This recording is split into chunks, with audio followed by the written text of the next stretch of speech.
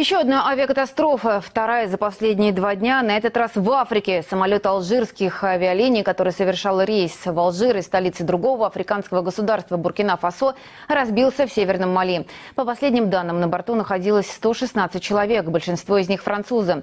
Лайнер МД-83 был зафрахтован у испанского перевозчика Swift Air. Недавно он прошел капремонт. Ранее самолет несколько лет был в аренде у футбольного клуба «Реал». В Министерстве обороны Алжира не исключает, что причиной трагедии мог стать теракт. В районе падения сейчас ведется поисковая операция, однако пока никаких следов воздушного судна не обнаружено. Свои соболезнования президентам Алжира и Франции выразил Владимир Путин. Глава государства передал слова сочувствия и поддержки родственникам погибших.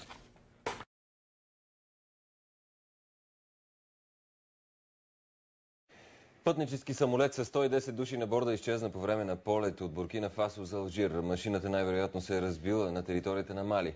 Останки обаче все още не са намерени. И този път неизвестните около съдбата на самолета са много. Ето информацията от последните часове от международния редактор Милен Атанасов. 10 минути след като излетял от столицата на Буркина Фасо в 1 часа и 55 минути през нощта местно време, някъде над територията на Мали самолетът МС Дъглас на испанската авиокомпания Swift Air бил засечен за последен път.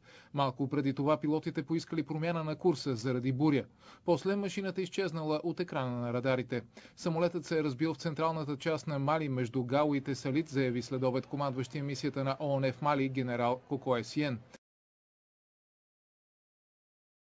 От Air Algérie и от испанската Swift Air за сега се въздържат от конкретни оценки за случилото се. Екипажът е испански, полетът се изпълнява от Air Algérie. Самолетът е летял от Лагадуго за Алжир. Последният контакт с него е бил докато той е прелитал над района на Гао в Мали.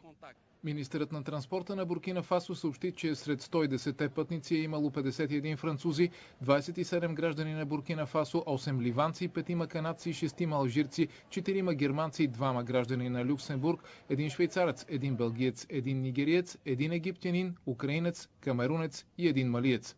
Испанският екипаж се е състоял от 6 души.